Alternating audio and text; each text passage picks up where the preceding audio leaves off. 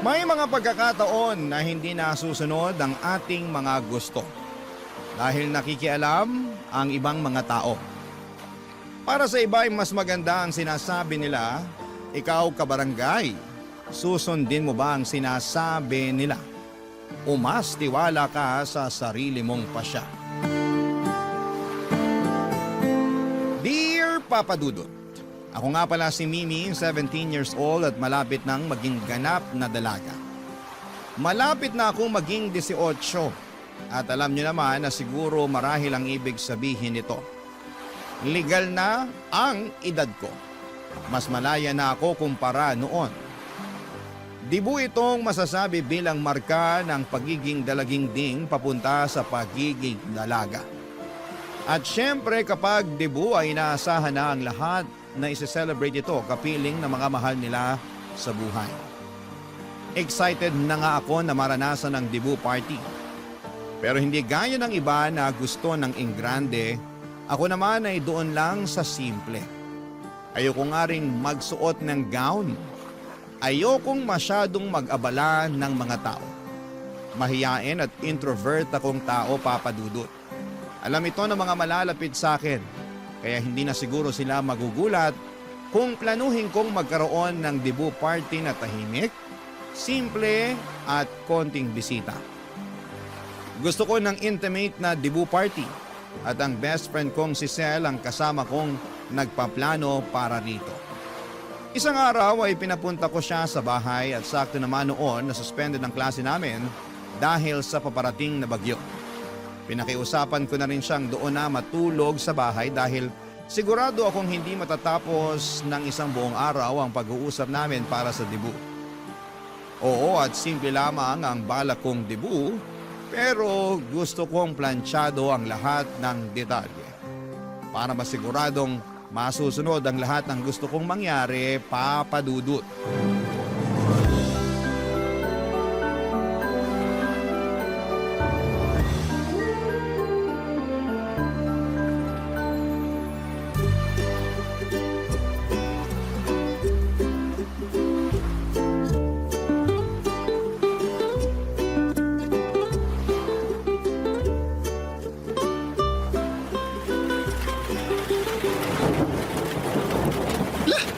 Bigla naman bumuhos ang ulan, dumating na ang bagyo. Sana sa debut ko, ganyan din kalakas ang ulan. Ha? Bakit mo naman papangarapin na umulan ng malakas sa debut mo? Baka hindi makarating mga bisita mo. Yun na nga eh. Pati testing ng ulan kung sino ba yung willing talagang makiselebrate sa pagdadalaga ko. Ay nako, willing akong pumunta sa debut mo. Pero kung haharangin naman ako ng malakas na ulan at hangin, kahit best friend mo ako, unahin ko pa rin ang sarili ko, no? Hindi ako pupunta, goodbye! I-view ko na lang mga my day mo sa social media, i-heart ko na lang lahat. Safe pa ako sa bagyo at baha. Hindi ko naman hihilingin na bumagyo at bumaha, no? Gusto ko lang din ng maulan na weather sa debut ko. Alam mo namang mahilig ako sa ulan eh. Mahilig ka nga sa ulan. Pero yung mga a-attend na bisita mo, gusto ba nila? Kaya nga gusto kong imbitahan lang yung mga bisita na gusto rin ng gusto ko. Mga bisita na hindi magiging problema kung bumuhos ang ulan sa debut ko. Gets mo? Hindi kita gets, pero dahil best friend mo ako, wala akong ibang choice. Gusto ko rin pala sa debut ko ng pakape. Teka, debut ba tong pinagpaplanuhan natin o lamay na? Grabe ka naman. Gusto ko lang talaga ng kape kaysa sa alak. Masarap yung partner yun pag umuulan. Alam mo, ang kampante mo mag-isip na uulan talaga sa birthday mo, no? Kahit hindi umulan, meron pa ring pakape. Kung masyadong mainit nun eh, di iced coffee ang solusyon, di ba? O bukod sa burol-themed party, ano pa bang gusto mong ganap, ha? Ayoko ng 18 roses tsaka 18 candles. Bakit? Hindi na debut kung wala yun. Gusto ko 18 sampagita at 18 chocolates, di ba? Sampagita, ano ka, santo? Kanina pamburo lang gusto mo, ngayon naman pang altar, pang novena. Makinig ka muna kasi. Alam mo naman paborito kong inaamoy ang sampagita, di ba? Tsaka comfort food ko ang tsokolate. Ayoko ng kandila kasi para akong pinaglalamayan. Pero yung kape at sampagita, hindi mo kang pinaglalamayan. Alam mo ikaw, nakakainis ka. Naturingan kang best friend ko pero hindi mo man lang masuportahan isa sa mga gusto kong mangyari sa debut ko. Best friend mo ko. At kaya ako nandito para iparealize sa'yo kung OA na sa pagiging weird ang mga plano mo. Ano namang mali sa weird? Gusto ko nga ng kakaiba eh. Eh di ituloy ang pakape at pasampagita. Gusto mo rin ba na sisiw? Biscuit, crying ladies. Ay nako, nakakainis ka. Ay, joke lang naman. Ito naman, napikon agad. Alam mo namang mapang-asar tong best friend mo. Sige na, magsabi ka na ng ibang plano mo, hindi na ako magja-judge. Hindi mangja-judge. Kilala kita no? Kahit hindi ka magsalita, kita ko pa rin sa mukha mo kapag nanghuhusga ka na. Parang may subtitle yung mukha mo palagi kapag may nilalait ka eh. Huwag ako, uy! Alam mo naman na palang ganito ako, tapos sa akin ka palalapit para dyan sa mga weird na plano sa debut mo. Bakit naman kasi ikaw pa tong napili ko maging best friend eh? Ay, wow ah! Umuwi na lang kaya ako, no? Bakit? Kaya mo bang suungin ng bagyo ngayon, ha? O sige na. Anong gusto mong kape sa debut mo? Benguet o Arabica? Nagpatuloy kami sa pagpaplano ni Sel para sa dibuko. Hindi ko naman siya nakitaan pa ng panghuhusga sa mga gusto kong mangyari. Takot lang niya na pauwiin ko siya sa gitna ng bagyo papadudot. Sinabi ko sa kanya na gusto kong tanggalin sa listahan ang mga tradisyonal na pagse-celebrate ng debut ng isang Pinay. Ayoko rin ng mga pasayaw, isang malaking X to para sa akin na introvert. Gusto ko lang na sa bawat mesa ay merong kapeng nakahanda. May mga chicheryang paborito ng bawat tao sa mesa. Para sa akin, masarap isabay ang kape at chicherya. Nagtatalo kasi ang tamis, pait at alat. Hindi ko alam kung matutuwa ang mga bisita ko noon at kung parehas kami ng panlasa. Pero pwede naman nilang hindi galawin yon kung ayaw nila. Bala ko ring magpalabas ng horror movie. Yon ang may naganap sa dibo ko. Gusto kong sabay-sabay kaming manonood ng nakakatakot na pelikula habang nakasuot ng pajama. Opo, pajama party din ang gusto ko. Sabi ko sa inyo, ayoko ng gown. Walang magga-gown, simple lang at komportable dapat ang suot ng mga bisita ko. Pero kailangang lahat ng babae ay nakasuot ng tiara o korona. Lahat ng bisitang dadalo ay mga kaibigan kong subok na ng panahon. Ayoko ring mag-imbita ng mga matatanda na. Lahat ka-batchmate ko dapat. Kasi sila lang din naman ang makakaunawa sa mga plano ko. Para sa weirdo na debut party ko.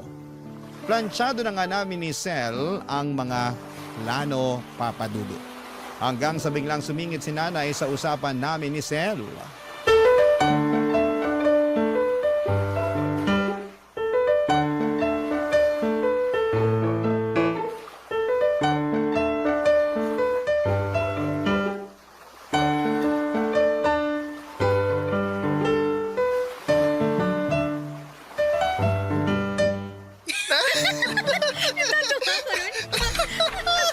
Oh, ay, mukhang busy kayong dalawa.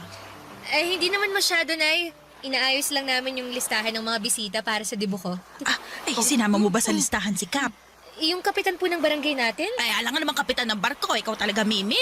Bakit ko po siya iimbitahan? Eh, hindi ko naman po siya kilala. Ang gusto po ni Mimi Tita ay yung mga kaklose niya lang po ang maimbitahan sana. Ay, di i-close niya si kapitan. Simulan mo nang makipaglapit sa kanya, Mimi, bago ang debut mo. Para naman kapag may ayuda sa barangay tayo ang mauna sa pila. Ganun ang ginagawa ni Kumaring Lita. Ay, oo nga pala. Imbitahan mo si Kumaring Lita ko, ha? Malakas ang kapit nun sa munisipyo. Makakatulong siya sa atin sa mga permit-permit na ganyan. Nay, ayoko po kay Aling Lita. Alam niyo namang lagi ako nung pinapahiya sa tuwing bumibili ako sa store niya eh. Mukha na raw akong 30. Ang aga ko raw nabulok. Ay, sinabi niya rin sa'yo yun? Ganon din ang sinabi niya sa akin eh. Ang oily nga raw ng mukha ko, talo ko pa raw ang lechon sa piyesta. Walang filter ang bunganga. Abay, bakit ba kayo nasasaktan sa mga sinasabi niya? Totoo naman na magayos ka rin kasi, Mimi, para hindi ka nagmumukhang trentahin. Hindi mo naman siguro ikamamatay kung gagamit ka ng lipstick o magpapakulay ka ng buhok. At ikaw naman, Sel, magkano lang naman ang pulbo sa tindahan? Gumamit ka no, para hindi ka nagmamantika. Aray, grabe naman si Tita. Abay, wala rin filter ang bunganga ko. Pero lahat ng lalabas sa bibig ko makakatulong sa inyo. Kaya ikaw, Mimi, makinig ka sa mga payo ko, ha? Idagdag mo na sa listahan si Cap at Kumaring Lita. magpapasalamat ka sa akin balang araw kapag sila ang ginawa mong backer kapag may kailangan tayo. At saka yung si Cap, magpapahiram yan ng mga, monoblock na upuan at mesa. Magagamit natin yun sa multipurpose hall sa barangay. Malay mo, mag-donate din ng mga tolda. Multipurpose hall? Oo, ay doon natin isi-celebrate yung debut mo. Ano ka ba naman, bata ka? Kala ko naman maayos na yung pagpaplano ni Sel sa party mo. Mukhang kailangan ko pa rin umasikaso niyan para sa'yo. Ay, nako. Ay, okay naman na po ang mga plano, tita. Gusto lang ni Mimi ng intimate o maliit na party para sa debut niya. Konting bisita at konting handa lang talaga. Ayaw niyo po ba yun? Makakatipid kayo. Abay, sino bang nagsabi na kailangan magtipid? Alam mo, minsan lang ang debut, kaya hindi dapat magtipid ang mga magre-regalo o mag-i-sponsor sa atin sa mga party-party na ganyan. Nay, gusto niyo bang ipagastos sa ibang tao ang debut ko? Nakakahiya yun. Ay naku anak, sa panahon ngayon, hindi na dapat pinaiiral pa ang hiya. At saka, uso na yung mga ganun-ganun ngayon ha. Yung mga nag-i-sponsor sa mga party, ginagawa na yun ng mga vlogger. Nay, hindi naman po ako vlogger. Ay, huwag ka nalang kumontra, Mimi. Ako na nga lang tong nagmamalasakit para mabigyan ka ng bonggang debut tapos gaganyan ka pa. Nay, hindi ko naman po kailangan ng bonggang Ay, debut. manahimik ka na. Kailangan mo yon. Ay mo lang tanggapin kasi nahihiya ka. Ay, basta. Ilagay mo rin pala sa listahan ng bisita sina Konsehal Pedro at Konsehal Dong. Sino pong mga yan? Abay, magkakonsehal natin yan. Kailangan nilang dumalo. Malay mo, may pakimkim sila sa'yo. Alam mo, ay balita ko, galante raw ang dalawang yan.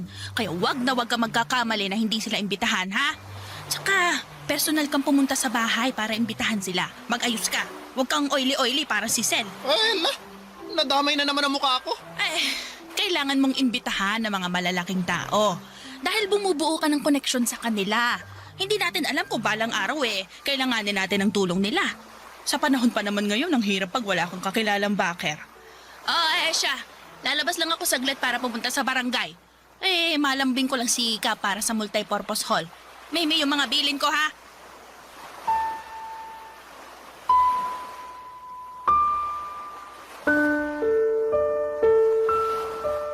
Hindi na ako hinayaan ni nanay na depensahan ang mga plano ko para sa debut ko. Tulad ng dati, siya pa rin ang nasunod sa mga kagustuhan niya. Nagkatinginan na lamang kami ni Sel. Ang mga mata ni Sel ay kitang-kita ko na parang nagsasalita at sinasabing inaasahan na niya na ganon nga ang mangyayari. Ganon talaga si nanay. Hindi na ako nagulat pero nasaktan lang. Akala ko naman kasi ay buong puso na niya akong pinagkakatiwalaan sa mga gusto kong mangyari para sa debut ko. Yun naman kasi ang naging usapan namin kaya nagkaroon kami ng chance ni Sel na pagplanuhan yon. Pero bigla na lamang siyang pumasok sa eksena at binura lahat ng pinaghirapan naming gawin. At parang wala lang yon sa kanya. May pagka-controlling si nanay, sa bahay namin siya lang ang batas. Kami ni tatay tahimik at tagasunod lamang niya. Hindi po kami mayaman, papadudot, yon ang sigurado ako. Kaya nga gusto ko lang ng tahimik at simpleng selebrasyon para sa debut ko. Para rin naman yon sa aming pamilya. Kaya lang ay ayaw naman ni nanay dahil alam niyang meron siyang ibang tao na malalapitan at magagatasan. Ganon ang ugali niya noon pa man. Lagi siyang kumakapit sa ibang tao para sa mga kagustuhan niya. Lagi niyang gustong ipagkalandakan sa ibang tao na bongga ang buhay namin kahit malayo iyon sa katotohanan. Kaya gumagawa siya palagi ng paraan para magkaroon ng koneksyon sa ibang taong mas mataas sa amin para lamang masuportahan ang pagiging social climber niya. Pero pati ba naman sa sarili kong debut, papadudot ay gagawin niya. Barangay Love Stories. Barangay Love Stories.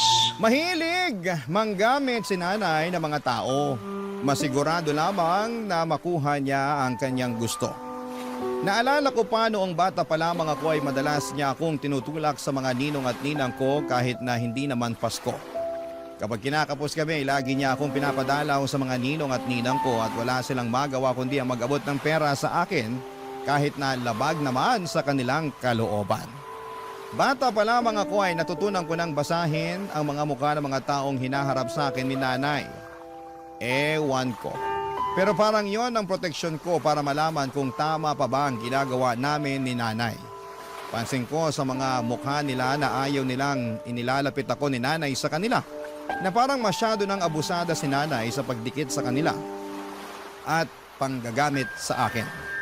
Sa pagkakaalam ko ay meron akong 30 ninong at ninang. Sinadya yun ni nanay para marami ang tumulong sa akin kapag kailangan ko ng panggastos. Naalala ko nga noon na sobrang hiyang-hiya ako nang ilapit ako ni nanay sa isang ninong ko. Malapit na kasi ang pasukan sa eskwela. Nagkataon na kakabayad lang ni nanay at tatay ng mga bayarin sa bahay kaya kinapos kami sa pambili ng gamit sa eskwela. Kaya naman naisip niyang lapitan si Ninong Densyo. Sa pilitang humingi si nanay ng pangbili ng mga gamit ko. Panay ang tangginoon ni Ninong Densyo dahil nasa ospital ang kanyang anak at kapos din ito. Sinumbatan siya ni nanay at nagpaawa sa dulo na may responsibilidad din siya sa akin dahil siya ang ikalawang magulang ko. Hiyang-hiya ako noon kay Ninong Densyo lalo't nagipit na siya ni nanay. Nag-abot si Ninong Densyo ng 200 piso. Hindi yon sapat para kay nanay pero wala naman siyang magawa kung yun lang ang kaya ni Ninong Densyo. Ang pagiging garapal ni nanay sa mga ninong at ninang ko ang dahilan papadudot kung bakit gusto ko na agad na magdalaga. Dahil sa nakasanayan ng mga Pinoy kapag nagdalaga o nagbinata na ang inaanak mo ay hindi mo na obligasyong mag-abot. Pero mukhang hindi ganon ang gustong mangyari ni Nanay Papadudot.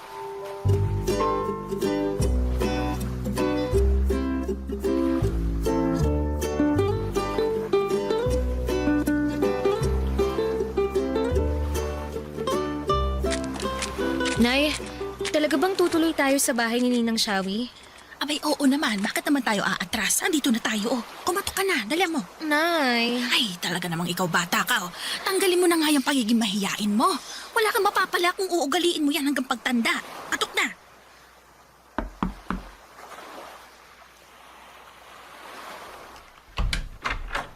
Ay, Shawi! Naku, ay, kumusta ka na? Ayos naman. Anong ginagawa niyo rito? Uy, magmano ka sa ninang Shawi mo, Mimi. Dali mo. Mano po, Ninang Shawi? Kaawaan ka ng Diyos, Mimi. Ano bang meron? Bakit kayo napasugod ng walang pasabi? Ay, hindi mo na ba naaalala? Ay, malapit na ang debo ng inaanak mo, oh. Kailangan na andong ka, ha? Ay, oo nga pala. Naku, dalaga na tong inaanak ko. Ano bang wish mo sa birthday mo, Iha? Simple. Alam mo, Mare, gusto niya ng pera na pangdagdag ng pambili ng gown o pa-hair and makeup na rin. At kung kaya pa, padagdag na lang din ng pambayad sa photographer para meron siyang itatagong memory sa debo niya. Mas maganda yata kung magre-renta na lang ng gown. Isang beses lang naman gagamitin eh. Hindi practical na bumili. Gusto mo bang mawalan ka ng space sa cabinet mo, Mimi? Oo nga po Ay, okay lang naman din ang renta. Pero magkano ba ang willing mong ibigay na cash sa inaanak mo? Para naman matansya namin kung paano ibabudget yung gagastusin sa debo. Teka. Ako ang gagastos para sa gown at makeup ni Abay, Mimi? oo, pati sa photographer. Teka. Bakit ako? Ay, bakit naman hindi? Ikaw tong pinaka-generous na ninang ni Mimi. Hindi ba, anak? Sagot. Nay. At saka magkano lang naman yun kung tutuusin? Kulang-kulang mga 10,000. 10,000? Ay, naku, hindi ka ba marunong makinig? Kulang-kulang 10,000. Hindi saktong 10,000. Ikaw talaga, Shawi. Hanggang ngayon bingi ka pa rin. Teka ha. Ginugulat mo naman ako sa gusto mong mangyari, kumare. Medyo malayo pa naman ang debut, kaya kalma ka lang. Kaya mo pa yung pag-ipunan. Huwag ka magulat, ha? Uy, may time ka pa naman para paghandaan yung ibibigay mo kay Mimi. Ninang Shawi, kung ano na lang po ang kaya nyo, hindi ko naman po kayo uubligahin. Mimi, nag-uusap ang mga matatanda, hindi ka dapat sumabat. Ay, baka naman pwede nating pagsalitain si Mimi. Kasi tama naman siya eh. Hindi mo ako pwedeng obligahin dahil marami rin akong gastusin na kailangan gawin. Ay, grabe naman. Samantalang nung binyag nitong si Mimi, tanda ko pa ha, ikaw lang tong hinayaan kong mag-uwi ng kalahati ng ulo ng lechon at lahat ng natirang bihon at puto. Tapos Tapos ngayon, pagdadamutan mo ang pagdadalaga ng inaanak mo? Naku, wag ka naman sanang manumbat, kumare. Sa tingin ko naman, marami na rin akong naibigay kay Mimi. Taon-taon, kahit hindi Pasko, nag-aabot ako sa tuwing dinadaanan ko siya rito sa bahay. Ayaw mong manumbat ako. Pero ano yung ginagawa mo? Panunumbat din naman yan, hindi ba? Sayang naman pala ang pagpunta ko rito napahiya lang tong anak kong si Mimi. Kung kailang huling beses na magbibigay ka ng regalo sa inaanak mo, saka ka patatanggi. Sa pagkakaalam ko, turo ng mga lolo at lola natin noon, huwag pagdadamutan ng mga inaanak dahil bibigat daw ang buhay mo. Sobra ka namang manakot. Ay, wala akong 10,000 rito. Pero kaya ko magbigay ng 4,000 piso. Kaya lang sa katapusan ko pa maibibigay. Sakto sahod ng kumpare mo. Abay, dagdagan mo naman ng 1K. Ayaw pang kalahatiin Ay, o sige, para kay Mimi. Naku, kung hindi lang mabait tong inaanak ko sa akin, hindi ako papayag sa gusto mo. Mabait naman pala tong si Mimi sa'yo Bakit hindi mo nalang isaradong 7K? Ako na bahalang humingi sa ibang mga ninang niya ng mga kulang. Sagad na yung 5K, Mare. Kung ayaw mo pang tanggapin, mas mabuti pang magsulian na lang tayo ng kandila.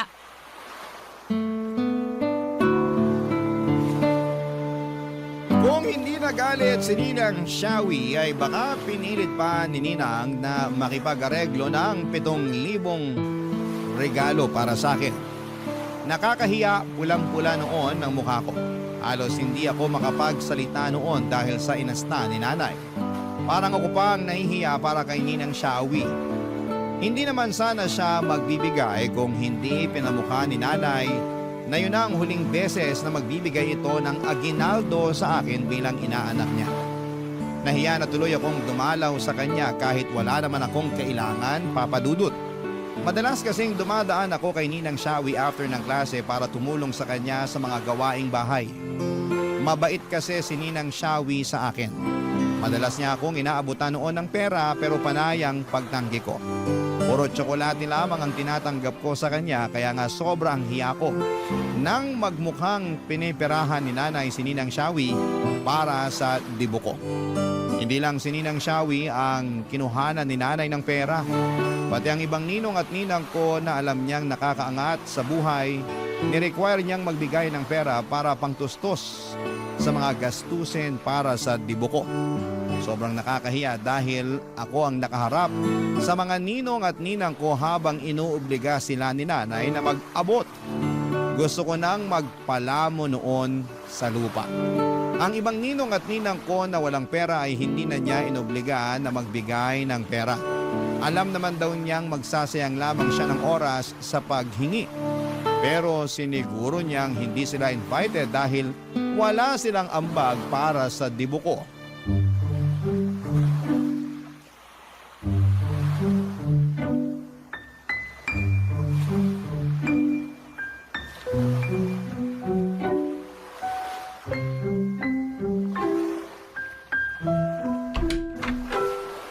Nay, Tay, andito na po ako. Andito ako sa sala, Mimi. Nasaan po si Tatay? Ayun, umalis. Binungangaan ko Hindi ko alam kung saan nagpunta. Ano na naman po bang ginawa niyo kay Tatay? Wag mo siyang kakampihan, ha? Hindi mo alam kung anong nangyari. Hindi na lang ako magtatanong. Mabuti pa nga. Likpit mo na nga lang yung mga paper bag at mga resibo dyan sa sopa para makahiga ako mamaya pagkatapos kong bilangin yung inutang ko. Umutang kayo? Kanino? Bakit? Doon sa kakilala ng tatay mo na may pasugalan. 25,000 lang naman. 25,000? Para saan po yun? Para saan pa ba? Di sa debo mo. Nay, ang laki naman po niyan. Dapat hindi na kayo umutang. Nako, parehas mo talaga mag-isip ang tatay mo. Ganyan din ang sinabi niya sa akin kanina, kaya pinalayas ko. Akala mo naman ko siya magbabayad Ginawa ko lang naman siya co-maker. Naiintindihan ko po si Tatay kung sakaling magalit siya. Sobrang laking pera po niya, Nay. Saan naman tayo kukuha ng ipambabayad dyan? Alam niyo namang hindi stable ang mga trabaho niyo pareho ni Tatay Mababayaran ko rin tong inutang ko. Oras na dumalo na ang mga bigating bisita mo. Sa kanila natin huhugutin ng pambayad. At nag-compute na nga ako kanina Kapag lahat sila ay dumalo, paniguradong mababayaran natin tong 25,000 na inutang natin at may matitira pa. O, di ba? Hindi lugi ang negosyo. Bakit naman parang ginawa niyong negosyo ang debo ko? Hindi naman sa ginagawang negosyo, anak. Nagiging practical lang tayo. Makikikain sila sa handa tapos mag-e-enjoy pero wala silang ambag. Tayo maghihirap. Hindi na pwedeng ganun mindset. Pero yung mga nakuha natin sa mga ninong at ninang ko, feeling ko naman, kasya na yun para maitawid lang tong debo ko eh. Hindi sapat yun, no? Itatabi ko yun para sa emergency. Hindi natin gagalawin yon. Mabuti na ang wais. Dapat may pang-extra tayo. Nay, wag na lang kaya akong magdebo. Ano pinagsasasabi mo dyan? Para saan pa kung kinapalan ko ng pagbumuka ko na hinarap at hininga ng pera yung mga ninong at ninang mo, ha? Ayaw pakikipag-usap ko kay Kap para ipahiram yung multipurpose hall. Alam mo ba pinarenta niya pa sa akin ng mga monoblock na upuan at mesa dahil hindi na raw yung sakop ng barangay? Napakakuripot ng kapitan na yan. Hindi man lang ginawa ng paraan eh. Ako, humanda siya sa akin sa susunod na eleksyon. Huyo siya sa akin. Tingnan niyo na nga. Ang dami ng taong naaabala dahil lang sa debo ko. Hati na rin po kayo. Sabi ko naman po sa inyo, simple lang ang gusto kong mangyari sa debo ko eh. Walang gown, walang roses, walang candles. Nakapajama lang ang lahat at nagkakape habang nanonood ng horror movie. Ang simple nun, ang dali.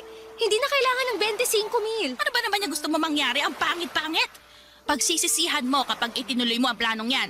Baka mamaya chismis ka pa ng mga dadalo at sasabihin walang kwenta yung debo mo. Kesa naman mabaon po tayo sa utang. Mas gusto ko pa ngang wag na lang mag-celebrate eh. Alam mo, nag-iinit ng ulo ko sa'yo, ha? Mabuti pa, samahan mo na lang ng tatay mo kung nasaan man siya ngayon. Kayong mag-ama talaga, nako! Wala na kayong ibang ginawa kundi pasakitin ang ulo ko. Malis ka! Magsama kayo ng tatay mo. Total, magkamukha naman kayo. Alis! Galit na galit noon si nanay at halos lumuwa na ang mga mata niya sa sobrang inis. Namumula pa ang mukha niya na akala mo ay kamatis. Wala akong ibang nagawa kundi ang umalis ng bahay para magpalamig din kahit ako ay napupuno na ng galit. Kung ano-ano na lamang ang ginagawa ni nanay para sa dibo ko. Gusto ko rin namang sisihin ang sarili ko dahil hinayaan ko siyang pakialamanan ang mga plano ko. Wala nang nasunod kahit isa sa mga kagustuhan ko. Kahit ang kape pinatanggal ni nanay. Pinalitan niya ng alak para raw mag-enjoy ang mga matatandang bisita niya. Mga bisita niya. Opo, puro bisita niya halos ang dadalo. Ilan lang ang mga kaibigan kong pinayagan niyang pumunta. Gusto niyang mapera ang lahat ng mga bisita. Habang naglalakad ay hindi ko maiwasang maiyak. Ang lungkot ko, ang tagal kong inabangan ang dibo ko. Ang tagal kong ini-imagine ang gusto kong mangyari tapos sa huli wala rin palang masusunod. Ang sakit na sarili kong ina ang tatabla ng kasiyahan ko. Ni hindi man lang ako pinakinggan ni nanay. Ang gusto lang niya ay makakuha ng pera. Ginawa niya akong negosyo, parang pinagkakaitan niya ako. Hindi na siya concerned sa selebrasyon ng pagdadalaga ko. Mas concerned siya sa maibubulsa niya. Mas marami na siyang naplano para sa perang malilikom niya kesa sa gawing memorable ang pagdidibo ko, Papa Dudut. Barangay Love Stories. Barangay Love Stories. Nagpagabi ako sa daan at hindi ako umuwi ng bahay hanggat hindi ko nahahanap si tatay. Panay ang tawag ko sa cellphone niya pero hindi siya sumasagot. Kung sino-sino na ang binulabog kong kakilala niya pero hindi nila alam kung nasaan si tatay. Gusto kong totohanin ang sinabi ni nanay na magsama kami ni tatay. Gusto kong maghanap ng kakampi. Sumabog na rin ako, si tatay lang ang naisip kong lapitan. Alam kong kakampihan niya ako at tulad ko ay alam kong napupuno na rin siya kay nanay. Hindi naman nagtagal ay sinagot na rin ni tatay ang pagtawag ko. Nasa isang bilyaran pala siya. Nasa jacket niya ang cellphone at nakasabit sa dingding kaya hindi niya napansin agad ang pagtawag ko. Nagsumbong ako sa kanya tungkol kay nanay at pinapunta niya ako sa kanya para mapag-usapan naming dalawa. Tulad ng dati, kalmado lang si tatay. Hindi ko talaga alam kung paano niya nakakayanan si nanay. Hindi ko alam kung paano siya kumakalma sa tuwing tagilid na ang mga rason ni nanay sa kanya, Papa Dudut.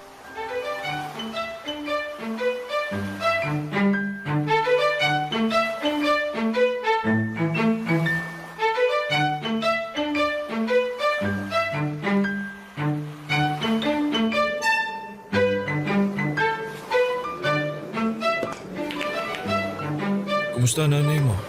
Ayun, bungangera pa rin. Kaya nga nilayasan ko na agad bago pa maging Armalite na unlimited ang bala ng bunganga niya. Hindi ko nga alam kung paano nyo natitiis ang pagbubunga nga ni nanay. Mabait naman kasi nanay mo. Alaga at nasikaso. Marami rin siyang sinasakripisyo para sa atin na sa tingin niya kailangan natin. Pero minsan po ba, Tay? Nagtanong siya kung kailangan ba talaga natin yung ginagawa niya. Napagtalunan niyo na naman ba yung debo mo? Sobra na kasi, Tay eh. Hindi na lang siya nakontento sa mga hiningi niyang pera sa mga ninong at ninang ko. Aba umutang pa ng 25,000 sa kakilala niyo. Alam ko yan. Nagulat din ako, kamagalala. Pero kilala mo naman ang tatay mo, di ba? Konting buka lang ng bibig ng nanay mo, tiklop agad ako eh. Pero sana, kahit minsan naman, Tay, pagsabihan niyo rin si nanay. Tayo lang din ang kawawa eh. Nalulusutan din naman ng nanay mo kung ano man ang pinapasok niya. Doon naman ako bilib sa kanya. Kaya minsan, hinahayaan ko na lang. Hindi ko kaya ang ganun, Tay. Siya tong nagpapasimula ng problema eh. Wala na sanang ibang iisipin kung hinayaan na lang niya ako sa plano sa debut ko. Yan ba yung may pakape ka pa at pasampagita? May narinig din akong corona. Bakit po kayo tumatawa? Nakakatawa naman kasi talaga. Bakit naman sampagita pa at kape ang tema ng debut mo? Para ka naman pinaglalamayan yan eh. Magsama nga kayo ni nanay. Parehas kayong basag trip eh. Pasensya ka na anak. Natawa lang naman ako. Kung yun naman kasi ang magpapasaya sa'yo, susuportahan ko naman yan. Ikaw ang may debut eh. Bida mo ang plano mo. Sana ganyan mag-isip si nanay. Pero hindi eh. Mas gusto niyang ibida yung mga plano niya. Sariling kasiyahan lang ang iniisip niya. Alam mo na ba ang nangyari sa debut ng nanay mo noon? Hindi po. Ano po bang nangyari? Ang tagal pinag-ipunan ng nanay mo ang debut niya. Kung ano-ano pa nga binenta niya noon eh. Siopaw, balot, penoy, mani, at nilagang saging. Kasi ayaw siyang magdebut ng lola mo. Aksaya lang daw yun. Sa nainggit ang nanay mo ron sa mga kaibigan niyang may padebo. Kaya pinaghirapan niya ang pag-iipon para ron. Ang dami niyang plano ha. Gusto niya may mga banderitas at kantahan pa. 2 cake. Gusto niya ng lechong manok tsaka spaghetti. Gusto niyang isuot yung asul na gown na pinaparentahan ng teacher niya noon. Nagawa naman po ba ni nanay ang mga plano niya? Nakapag-celebrate naman siya ng debut niya. Pero hindi sa paraang gusto niya. Ano pong ibig niyong sabihin? Kasi nagkasakit ang lolo mo noon. At kinailangang gamitin yung naipong pera ng nanay mo para madala sa ospital ng lolo mo. Wala naman siya nagawa. Panganay ang nanay mo eh. At alam nilang may naitabi siyang pera. May natira naman po bang pera para sa debut niya? Ang alam ko wala. Kaya nagbenta uli siya ng kung ano-ano. Pati tabo at balde sa bayan. Benta na rin siya. Pero hindi kinaya. Ano na lang pong nangyari sa debut ni nanay? Ayun. Nakabili siya ng mga tinapay na putok, margarin at tinitimplang orange juice. May kaibigan siyang nagboluntaryo na gumawa ng mga bulaklak gamit ang crepe paper para madekorasyonan yung debut ng nanay mo. Ako rin ang nagpahiram ng stereo para naman may musika sa debut niya. Nakasuot lang din siya ng simpleng bestida na pangsimba dahil hindi niya na nirentahan pa yung gown na pangarap niya. Nakakaawa naman pala si nanay. Ang masakit pa, kinantsawan at nilahit pa siya ng mga dumalong bisita noon. Pinagchismisan ng ilang araw sa barangay namin yun. Nakikikain na nga sila, ganun pa gagawin nila. Kaya nalungkot ang nanay mo nun. Halos di lumabas ng bahay yun. Kaya sana maintindihan mo anak kung bakit ganun kagusto ng nanay mo na maibigay sa'yo ang engranding debut. Dahil siguro kahit man lang sa'yo maranasan niyang matupad ang minsang pangarap niyang selebrasyon. Nalungkot ako sa mga nalaman kong nangyari kay nanay noon, Papa Dudut. Doon ko palang naintindihan kung bakit ganon siya kakontrolling pagdating sa debut ko. Parang sa akin siya bumabawi sa mga bagay na hindi niya nakuha sa selebrasyon ng pagdadalaga niya. Lumambot ang puso ko dahil doon gusto ko na lamang sumunod sa mga kagustuhan niya. Kung para sa ikakasaya niya ay ayos na ako roon. Ayoko maging selfish at puro sarili ko lamang ang iniisip ko. Alam kong dibo ko yon pero gusto kong i-share yon kay nanay. Deserve niyang magkaroon ng ganong klaseng dibu at inaya ko na noon si tatay na umuwi na. Bago kami umuwi ay bumili muna kami ng spaghetti at lechong manok para pasalubong kay nanay. Bilin ni tatay huwag ipaalam kay nanay ang tungkol sa mga nalaman kong kwento niya. Sa pagdaan ng mga araw ay hinayaan kong si nanay ang mag-ayos ng dibu ko. Lahat ng ginagawa niya, oo na lamang ang sagot ko. Napansin ko ang kakaibang saya sa mukha niya kahit papaano naging masaya na rin ako dahil doon. Pinagpupuyatan pa niya ni nanay ang mga detalye ng dibu ko. Halos hindi na niya matanggal ang pagkakadikit ng cellphone sa kanyang tenga. Palagi siyang may kausap sa cellphone niya para asikasuhin ang mga taong involved sa dibu ko. Hanggang isang araw ay nakita kong stress na siya. Mukhang may hindi magandang nangyari. Nilapitan ko siya at kinausap ko, Papa Dudu.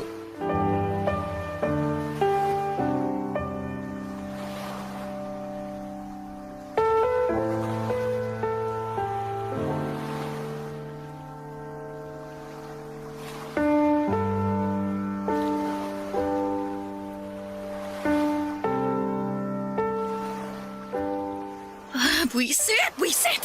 Buisit! Nay, ayos lang po ba kayo? Obvious ba? Siyempre hindi. Subukan niyo pong kumalma.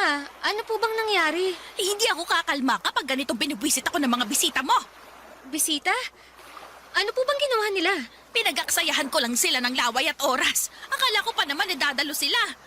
Tapos kung kailang 2 araw na lang bago ang debut mo, saka sila magsasabi na hindi na lang daw pupunta. Hayaan niyo na po. Baka may importante lang silang lakad. Baka may emergency. Importanteng lakad, emergency. Ayaw lang nilang makisali sa 18 Blue Bills at 18 Gadgets. Kaya pala mainit ang ulo niyo. Talagang iinit ang ulo ko.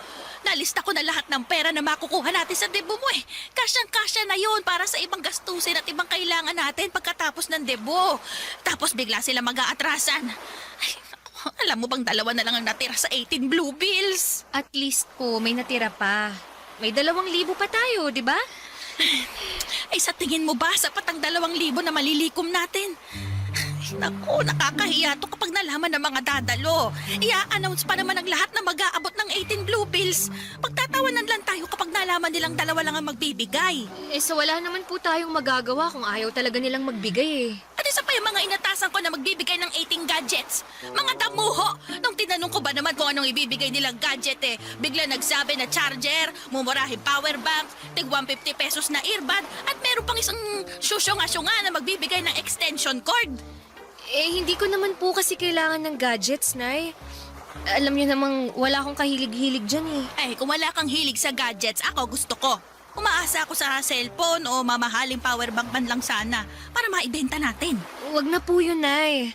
Tsaka, di ba, meron pa rin namang ibang bisita na nag-promise na magbibigay ng regalo? Ay nako, wala akong tiwala sa mga yon. Baka sardinas lang at mag ang ibigay nila. Ayoko nang umasa. Ay, nako, mga buwisit sila. Ang tagal ko silang kinausap, kinumbinsi ko isa-isa. Hindi na ako nakakakain sa tamang oras at hindi ko na rin nagagawa ang mga sideline ko para lang masiguro na magiging perpekto ang debut mo. Nay, hindi ko naman kailangan ng perpektong dibu Alam niyo naman na kahit saang selebrasyon pa yan, meron talagang mga hindi nakakapunta at hindi nasusunod. Pero pwede pa rin namang maging masaya kahit ganun pa ang mangyari Ako? Hindi ako magiging masaya kapag hindi nasunod ang plano. Naranasan ko na yan noon at ako na nagsasabi sa'yo na ko, Mimi, hindi masaya yon. Ang sakit na mapahiya ka sa mga tao na umaasa na makakapaghanda ka ng masarap. Na merong musika, na mang-aaliw sa mga bisita, may cake, may banderitas. Ang sakit mapag-usapan na ang pangit ng pagsalubong ng pagdadalaga mo. Hindi naman masama kung tinapay at juice lang ang maihanda sa dibu ko Tulad ng nangyari sa inyo. Basta ang importante sa akin, andun po kayo ni tatay. Sabay-sabay tayong kakain ng putok na tinapay at tinimplang orange juice. Hindi! Hindi pwede! Kailangan masagana ang handa mo. Hindi pwedeng i-chismis ka ng mga bisita pagkatapos. Hindi ko papayagang mangyari yon.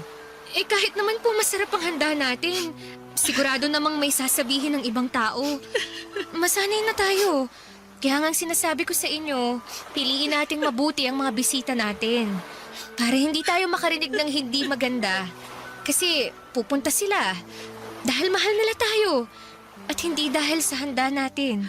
Pero gusto kong bigyan ka ng debut na hindi ko naranasan noon, anak. Gagawin pa rin naman po natin ang nasa plano nyo. Ayos lang po ako ron. Pero huwag sasama ang loob natin, Nay, kung may mga hindi dadalo o hindi masusunod. Kung sakaling kulangin pa rin ang inaasahan yung pera na iaabot nila, di pagtsagaan na lang natin. Nay, alam mo namang hindi mayayaman ng mga kamag-anak, kaibigan at ibang kakilala natin.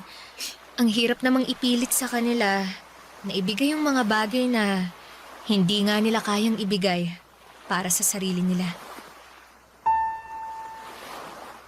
Sa huling sinabi ko ay doon pa lamang kumalma at pumayag si Nanay Papadudut.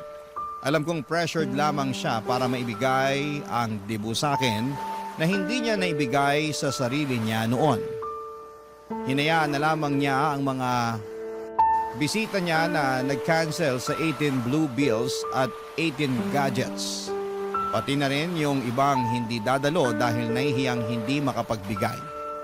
Ayos lang naman sa akin kahit wala silang maibigay pero ayoko na rin silang pinitin na pumunta kung hindi sila komportable na gumalaw sa debut ko dahil lamang wala silang naibigay. Nirespeto ko kung anuman ang desisyon nila. Doon pa rin kami sa multipurpose hall. Konti lang ang mga upuan at mesa na nirentahan namin dahil nga konti lang din ang dumalo. Hinayaan na rin ni Nanay na tuparin ko ang ibang mga plano ko.